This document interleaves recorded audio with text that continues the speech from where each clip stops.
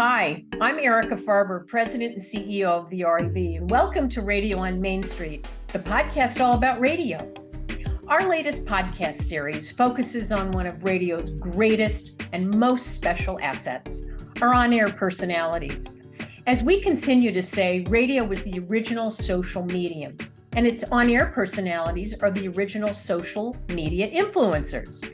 Now, some of these radio influencers have greater reach and followers than that of other media. They have incredibly strong ties to the local communities, and that's based on a foundation of trust and emotional connection. As individuals who entertain, educate, and inform, radio influencers have the power to impact and affect behavior and brand consideration. And on a daily basis, they create environments that connect their audiences with businesses to help drive brand awareness and increase sales for those businesses' products and services.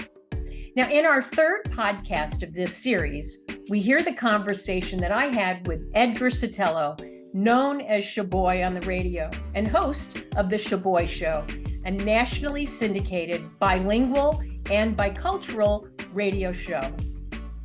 So Edgar, you do it all. Right now, yes, we're doing it all. Like several people in the business, I remember the first time I actually met you. Yeah. And it was at an NAB, and it was during the Marconi Awards, and you made quite an entrance that night. I believe that was Dallas.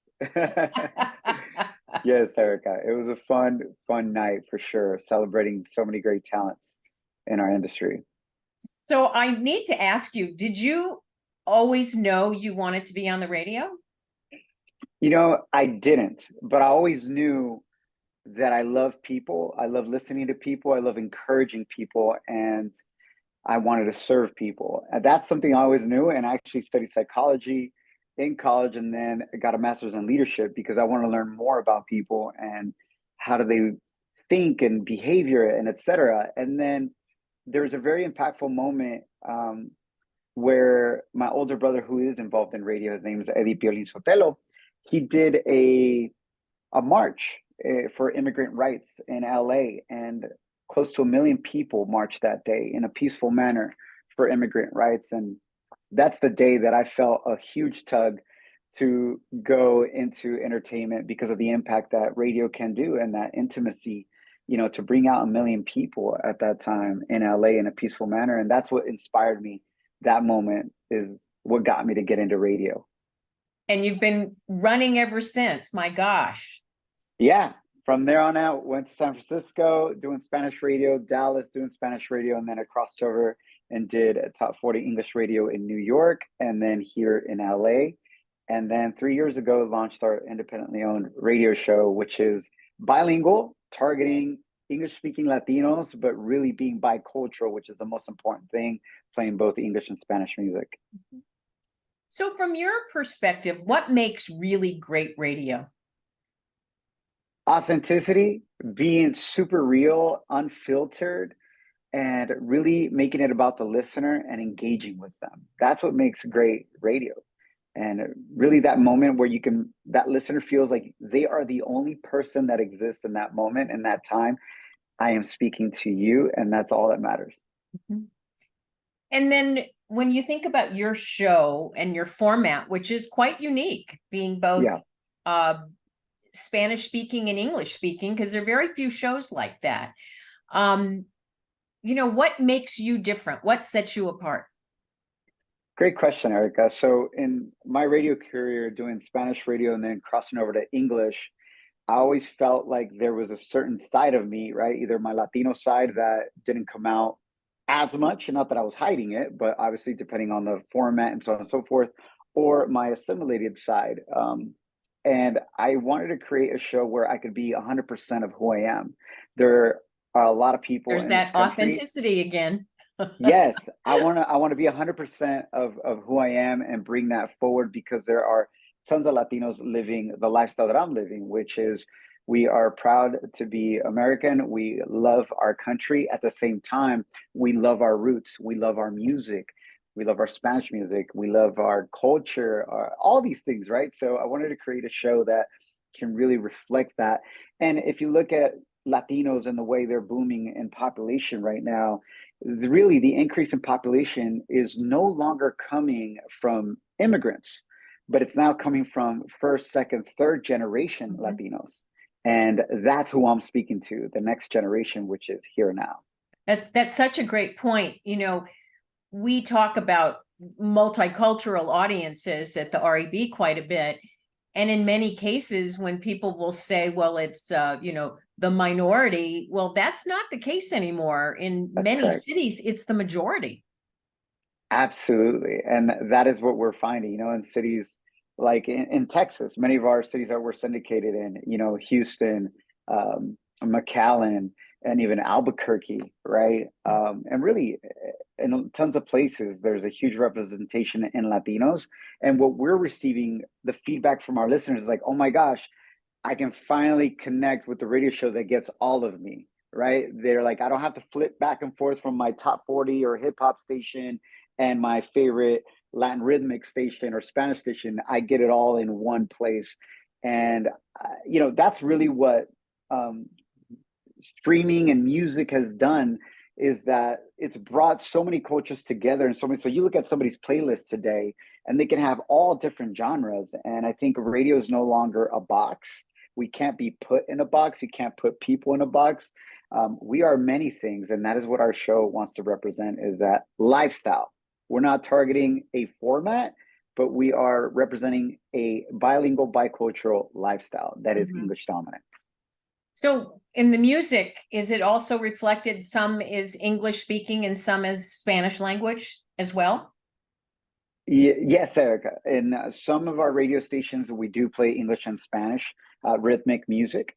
In others, it's just Spanish. In others, it's just more English. But it depends on the program director and the time zone where they pick up our show across the country. So when you're on the air, what are you thinking about? For those of us who are not on the air for years, it's like, oh, it's so easy. There is nothing easy about what you do, in my opinion. Where I am in awe of all of you who are on the air that are doing this, not only day after day, but hour after hour. When you think about it, it's you and that microphone. And so what are you thinking about when you open that mic? I'm thinking about having a great time, because I know that if we have a great time, our listeners are going to have a great time. And I think more than ever right now in our society, there are so many bad news, so many difficult things that we're dealing with as a society, that for that moment, that one person that I'm talking to, even though we're heard nationwide, but that one person, that's all that matters, is to know that they matter, they are worth it. I want to empower them, encourage them, make them laugh, make them cry. Why not have them get mad at me too? I want them to feel alive. So that is what I think of when I go into every break, is how can I make this matter for that listener? And even if they didn't know they were interested in this topic or this thing, how can we make them feel something, right? And also be a reflection of their life. In our show, our listeners are the stars. We request audios via Instagram DM. So yeah, people call in and whatnot, but we're using technology, and Instagram and social media is not the competition. It really works hand in hand, and people are now sending us their voice messages via Instagram DM, and within seconds they're on the air hanging out with us, right? The way we like to talk about our show, it's like a family and friends get together, a carne asada, a barbecue in the backyard. You have that fun cousin, prima vane, that is the life of the party. And the crazy cousin. Yeah, you have the whole family mix. And that's really what our show is it's really raw and authentic. And there's times where we're cracking up. There are times where we're educating and empowering. There are times where we're helping out the community.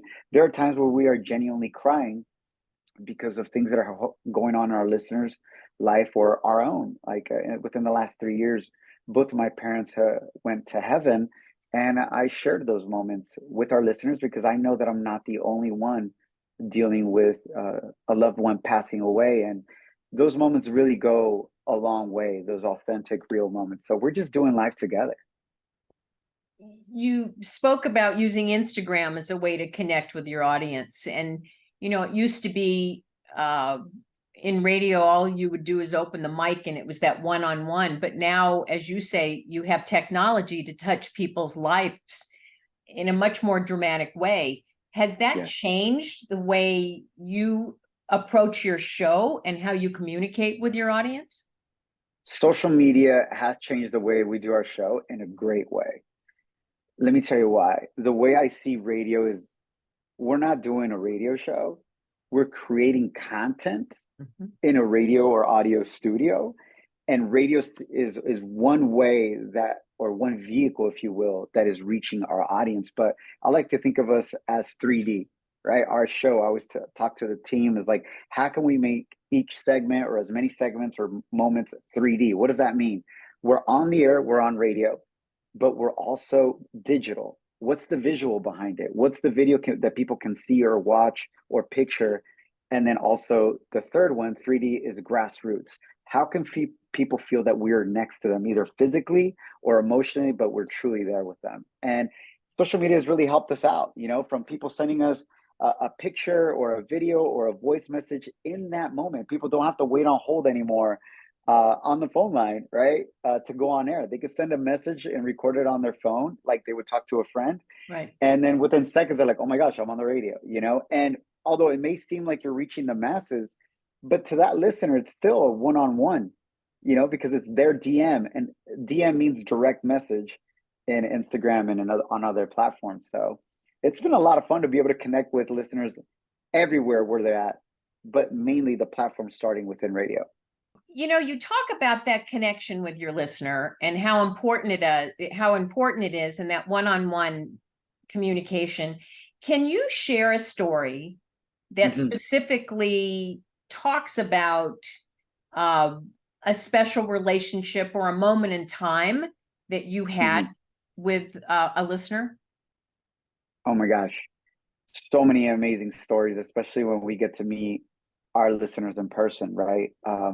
Recently we met Camila, one of our biggest listeners. She's a senior in high school, and her father, and she is blind, and she's an amazing student. And the way she consumes the world is through audio. And we were in a parade recently in Santa Maria, California, one of our cities where we're heard at, and her dad brought her.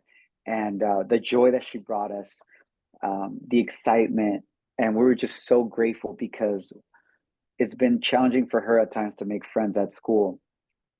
And she was sharing with us that we were her friends. And I mean, I even get a little bit emotional thinking about that, but she's just so full of joy. And that's the reminder that we need, and the spirit of gratitude that we get to be people's friends and companion, and let them know that they're not alone and that they matter. Another story, I actually have this picture here. We got a DM on Instagram from a listener who says, hey, my husband is going through a difficult time. He got locked up. He's in jail, but he listens to you guys. It's the only thing that gets him through the day, every day. He's an amazing artist, and he would love to draw you guys a picture. And I was like, oh my gosh, absolutely. And she mailed it to us. Her husband did this. Oh my gosh. Drawing in jail, Shoboy, and got the teeth and the cheeks. Perfection. And then along here, he has all of our different segments, like our benchmarks, written on there, that we do on the show. And it's absolutely amazing, and I'm so grateful. But those are the moments and the power of radio, from specific moments like that to even, we did a campaign recently with a nonprofit called Create Purpose. And thanks to our listeners and their help, we were able to not only buy an entire orphanage and the kids in the orphanage laptops, but also sponsor an entire year's worth of computer classes. Wow. So that when they outgrow the orphanage and they reach a certain age and they can't be there anymore, they have skills to not return into poverty, but they can go out and work and hustle. And our listeners were absolutely amazing in helping us provide that for the kids in Tijuana, Mexico. Well, for those that are listening to this podcast and can't see you, I love that the insignia on your shirt says "a very good start." Yes, thank you. I love that. If you had 30 seconds Mhm. to convince an advertiser on why they should include radio in their marketing, what would you say to them? I would say that audio is the most intimate way of connecting with somebody, especially because it's so close to our mind, right? It's our ears and it's our heart. And there's no other connection that we have deeper than our favorite radio host or our favorite person that hosts something that we connect and we feel like we know them, right? We've all had that instinct. And why wouldn't you want somebody that feels like they know them to be that bridge for you and your product or your service? It's that trust factor. And radio has that trust factor.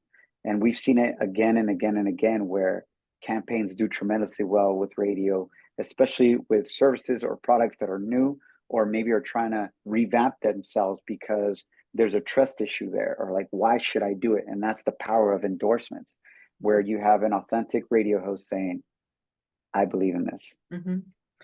Can you share an example of how you have worked with an advertiser, either an endorsement or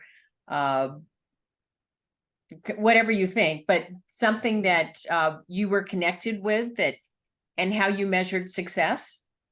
Yeah, absolutely. One of the coolest experiences we've had so far is the government was having a difficult time getting Latinos to sign up for the Affordable Care Act. And again, a trust issue, right? And they were trying different mediums, right? They were trying digital, they were trying TV, etc. And they finally reached out to us, and we did a campaign on air where we really spoke about this and the reality of it and how affordable it can be, how it can really help you out with your family and so on and so forth. And they saw their numbers jump through the roof to the point where, we got invited to the White House to be a part of an event, basically honoring the fact that that was reached and those goals were reached. That is Wow. one of many, but it's really being that bridge and being able to trust. We did a campaign with Skechers as well for back to school, where we gave out back to school gift cards on the air, but also again 3D, right, on air, digital, and in person. And then we went and gave out 100 pairs of shoes to kids on top of that. And what a blessing that was, right, for parents to be able to be there, and kids are saying, "Oh my gosh, this is the first time I've ever shopped for shoes, and my mom didn't tell me you can't afford those. We can't buy those. You only got $30 or $40." And that was awesome. And that goes a long way, right? Is like the brand gets exposure. They're seeing people come to their stores getting familiar. And on top of that, especially with the Latino community, hey, if you help out my family, guess what? You got my support. Mm-hmm. Well, that family connection is so critical, isn't it? Absolutely. And especially with the type of show that we do, which is bilingual, bicultural, a lot of times right now, especially in Latino families, is you have the parents listening to one thing while they're driving, and you got the kid in the back with the headphones or AirPods on, listening to something else in a completely different language, right? And we keep hearing this from parents and youth and people in their 20s and so on and so forth, that this is the first time in the car that they can all listen to something together and it relates, right, to that parent that maybe is an immigrant or first gen, and then their children who are second, third generation, and they can relate to what we're talking about because I experienced it. I'm an immigrant. My co-hosts are first or second generation Latinos, and one's in, still getting her master's. Her name is Kim. My co-host that does a ton of community service, and it's being able to connect with them through our life where people feel represented. And I think that's so important, is to know that you're being represented wherever you're going. You're also eliminating a myth that we hear, and that is young people are not listening to the radio. And that sounds like that is to the contrary to your show, because not only is Right. the parent, but you have a lot of young people who are We do. engaged with not just your show, but you as a personality, as an influencer. That is correct, and that's what makes it so powerful, especially because our show is so unique to that bicultural lifestyle, right? That these high school students, middle school students, elementary school students haven't found anything that's speaking to them and their life experience in radio or in any other medium on a constant basis, right? On a daily basis, and it becomes part of their daily routine. Remember, especially for us that we do mornings, in the morning is where you create your more strict routine. What I mean is that you probably do the same thing every weekday morning that you do on Monday, Tuesday, Wednesday, etc. It's pretty spot on. And if it's a little bit off, you get thrown off, right? And so once we build that into a morning radio show that people can tune in on the way and they can relate. We recently had a listener call in and say just that she was having a very difficult time connecting with her 17-year-old daughter. And they had just gotten into a fight the night before. That morning, it was cold. We've all been there, right? That ride to school, you're not getting along with your parents. It's just the awkwardness, the tension. And we did something on the show where they both laughed at the same time. And literally to the point where they're almost in tears of joy, but then it turned into tears of, I'm sorry, Mom. I'm sorry, Dad. And they brought them together again, right? It's that family unity. And that but to me that is they the most shared that beautiful with and powerful. you is, yes, that's what is really incredible. and that's what we're trying to do through radio, Erica, is we want to be the meal that people of all ages come around and share and enjoy together. And that is really our goal every day that we do radio on the Shoboy Show. Is like, how can we bring multi-generational and multicultural audiences together around this meal and just have fun and encourage and empower each other. Mm-hmm. Love that. Thank you. So we have a campaign that ongoing that Radio Works Because, and from your perspective, if you could just share with us Radio Works Because. Radio works because it's authentic, it's real, it's fun, it's encouraging, and people trust us because we're their best friends every morning. And radio matters because? Radio matters because people want to feel connected. They want to feel like they belong to something. We all do. We all have that sense of belonging. And that is one of the most basic things in our human need. And radio provides that. You belong to something. You do matter. And we're here for you every time when you tune in. Is there anything I didn't ask you that you've thought about in our conversation that you want to share? Erica, I'm just so grateful to you and your team for doing this, because I really do believe that we got to be myth busters in the sense that radio is no longer as powerful or a powerful medium. And it's actually very powerful still. We see it on a daily basis in the impact and the campaigns that we run. And I would just encourage advertisers to continue giving us a shot and connect with talent that aligns with the target audience that you're trying to reach. Don't just look at numbers. Don't just look at impressions and sell that. Look at concepts. Look at, does this make sense for this talent? Who is their audience? What makes them unique? And base your campaigns around that. And have fun. Again, you're an amazing inspiration. I am in awe of what you do every day, because I know it's not easy. You make it look easy, but I know it's not easy. And just know how much we appreciate you and your team, and we wish you much continued great success. Thank you, Erica. Wish you all the best. We're super grateful. And thank you for the support, and anything you need, we're here for y'all. As we just heard, the Shoboy Show is not targeting a specific format, but it is representing a bilingual and a bicultural lifestyle. Now, Edgar shares that they're creating content in a radio or audio studio, but radio is only one way that they're reaching the audience. He thinks of it as 3D, on the air, digital, and grassroots, meaning how people can feel that they're next to them physically or emotionally. If you'd like to learn more about radio and its many benefits, we invite you to visit us at rab.com, or you can email us directly at askrab@rab.com. Until next time, it's Radio on Main Street.